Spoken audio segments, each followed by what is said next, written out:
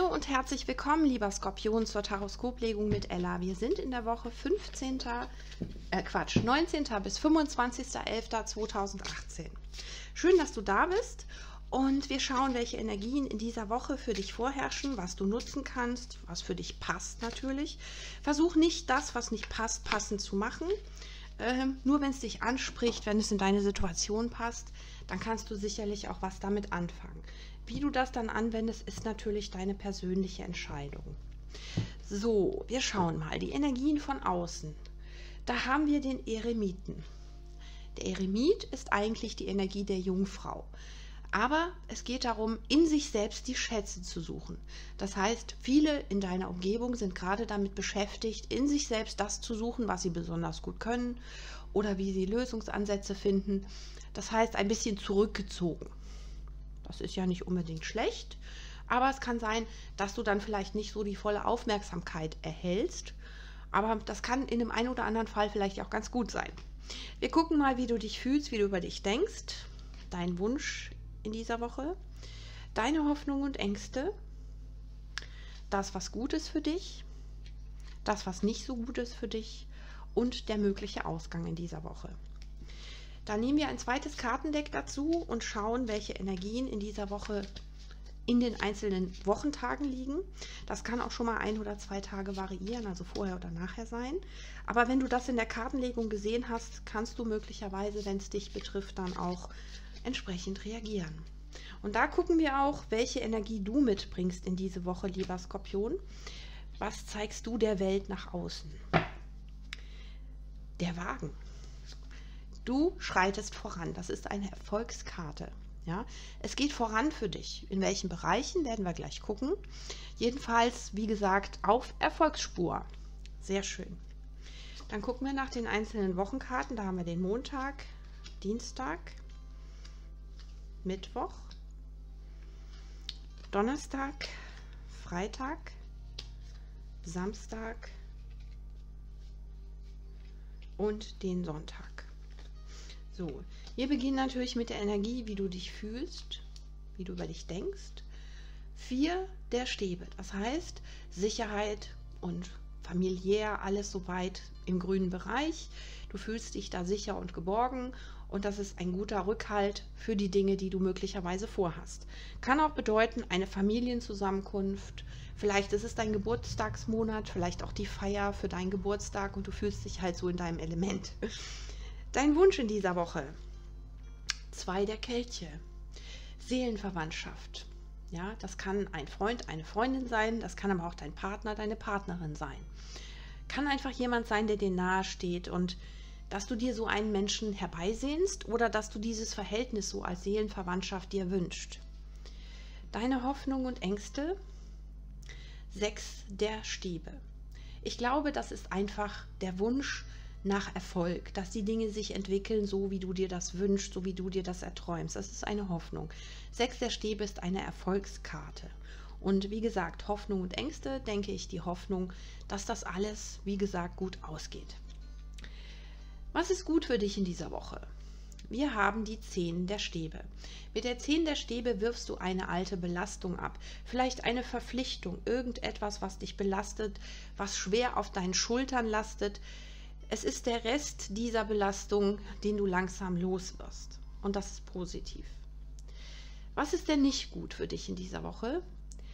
Die 5 der Münzen. Die 5 der Münzen ist so ein bisschen, ja, Pessimismus, so ein bisschen, ja, außen vor. Das ist so diese Karte, wo man sich so ein bisschen alleingelassen fühlt. Ja? Oder wo man selbst die Einsamkeit sucht. 5 ist immer auch verbunden mit Konflikt. Kann auch sein, dass dich etwas, was dich vielleicht belastet, auch aus der Vergangenheit, dass dich das eben jetzt auch begleitet, dass dir das bewusst wird, dass du da in den trüben Tagen ein paar Gedanken dran verlierst. Du solltest dich aber nicht darin verlieren. Ja? Du solltest dich nicht komplett zurückziehen und ja, vielleicht einfach zulassen, dass es mal ein bisschen piekt, aber letztendlich sagen, okay, es ist halt so.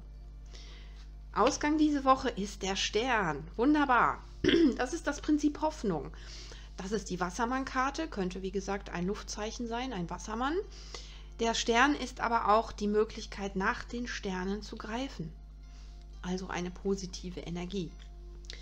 Schauen wir uns die Wochentage an. Beginnen wir mit dem Montag und da haben wir den Page der Schwerter.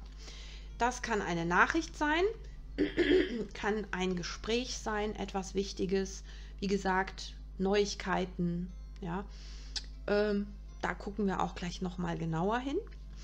Am Dienstag haben wir dann den König der Kelche. Da ist Romantik angesagt. Das ist auch dein Element Wasser. Und da könnte Romantik aufkommen, romantische Gefühle.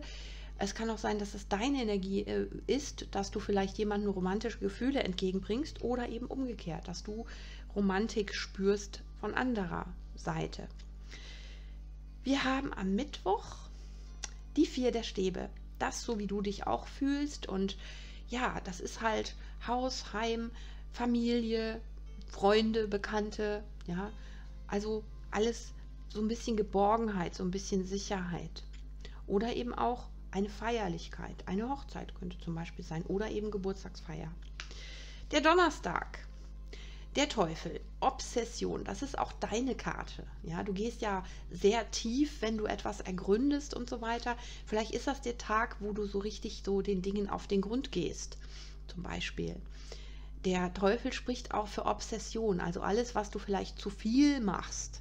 Zu viel trinken, zu viel essen, zu viel rauchen, was auch immer. Obsession ist meistens etwas so ein bisschen zügellos. Okay, der Freitag.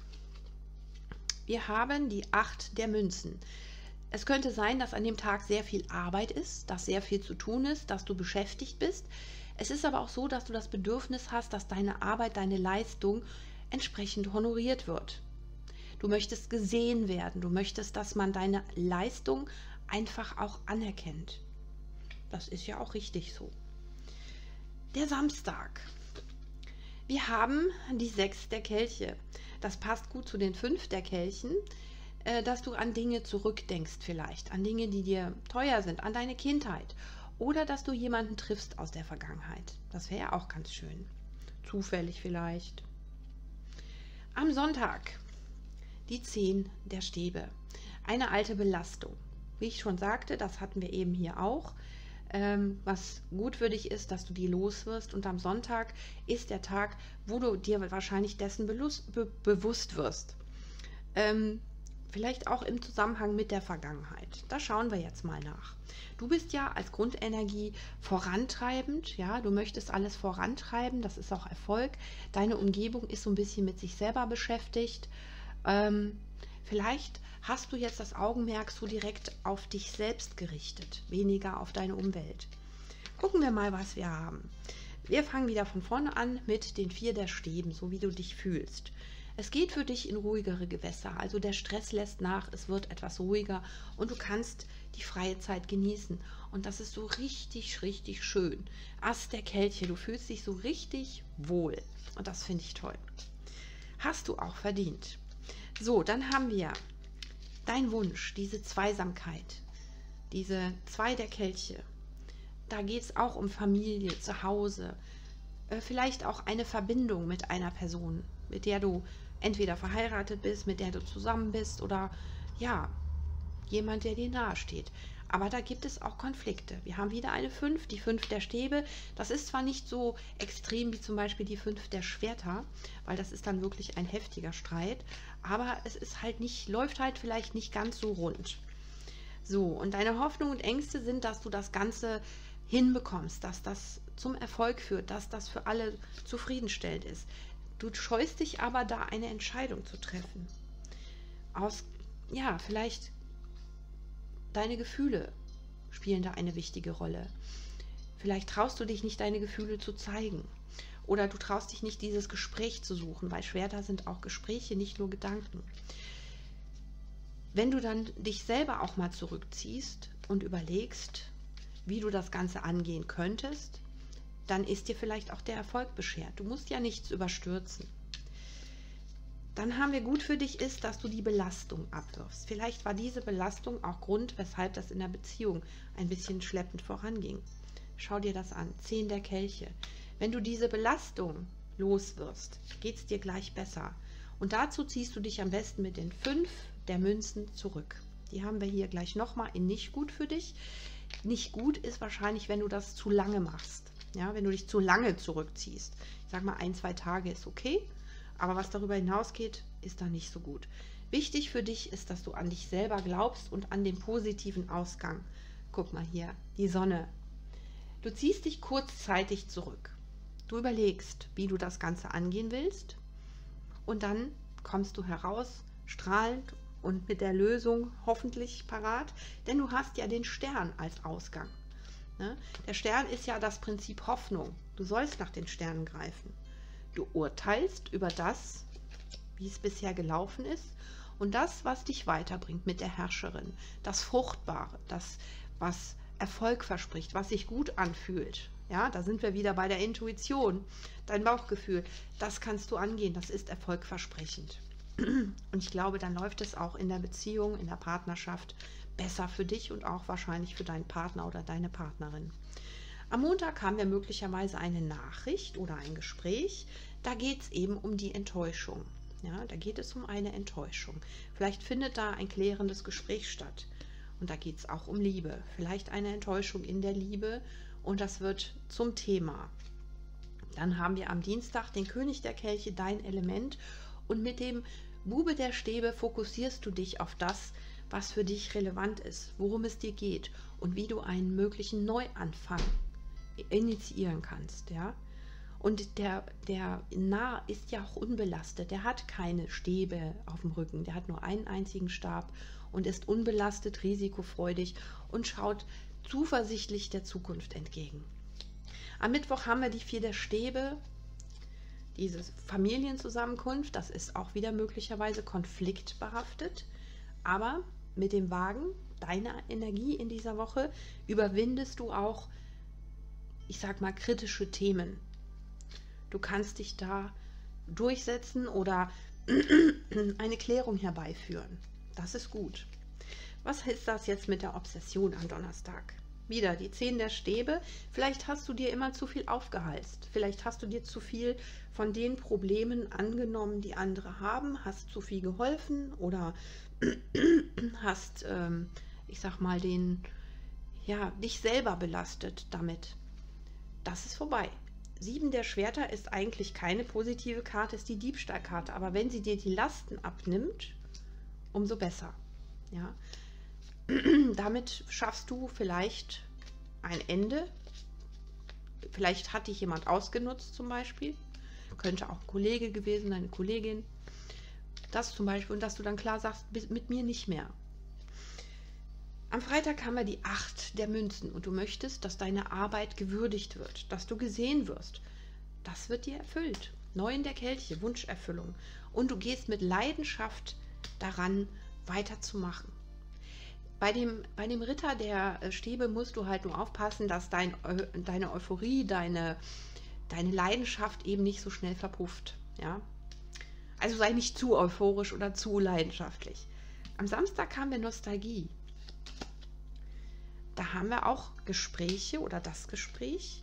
Und da geht es hier wieder um negative Aspekte aus der Vergangenheit. Möglicherweise mit der Person aus der Vergangenheit. Oder du sprichst mit jemandem über die Vergangenheit und es holt die alten Schmerzen wieder hervor. Ne? Denn am Sonntag hast du die 10 der Stäbe nochmal. Und da hast du die 2 der Kelche. Jemand, der dich versteht, aber wieder die Obsession. Kommunikation.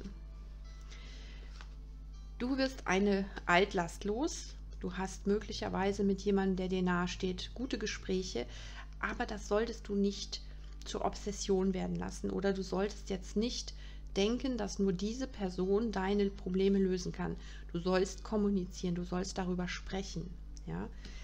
Du gehst ja auch, wie gesagt, in die Tiefe, du holst ja auch alles hervor, was geht. Aber alles, was zu viel ist, wenn du es übertreibst, wäre nicht gut. Erste Orakelkarte für dich ist Geduld. Ich erkenne, dass alles einer göttlichen Ordnung gemäß geschieht. Das heißt, nicht übers Knie brechen, nicht die Dinge forcieren wollen, sondern in Ruhe und gelassen an die Dinge herangehen. Und als zweite Orakelkarte Morgenaffirmationen. Beginne jeden Tag mit positiven Affirmationen, um die Tore der Manifestation zu öffnen. Das ist nichts anderes, als zu üben, positive Gedanken in dein Leben zu holen. Du musst dir vorstellen, deine Gedanken sind das, was du als nächstes erschaffst in deinem Leben. Und je mehr negative Gedanken du in deinem Kopf hast, desto mehr Negatives wirst du manifestieren. Also übe dich darin, diese Gedanken umzuswitchen. Also zum Beispiel, boah, ich muss schon wieder zur Arbeit, das ist so Mist, ich habe überhaupt keine Lust. Sag dir, so, ich muss jetzt dahin, ich werde meine Aufgaben gut lösen, ich weiß, dass ich das kann und ich weiß, dass ich gut bin. Schon hast du das Ganze umgeändert. Und so solltest du das mit allen negativen Gedanken tun, die dir begegnen. Ja, ob das die Vergangenheit betrifft, die Zukunft oder die Gegenwart, versuche das. Es hilft. Ja, es dauert ein bisschen, bis man darin geübt ist, aber man muss sich selber erstmal dabei ertappen. Lieber Skorpion, ich hoffe, ich konnte dir ein paar Hinweise geben, die dir weiterhelfen und dass du das nutzen kannst. Dann würde ich mich sehr über einen Daumen hoch freuen von dir und natürlich deine Kommentare, inwieweit dir das in dieser Woche geholfen hat. Das freut mich sehr.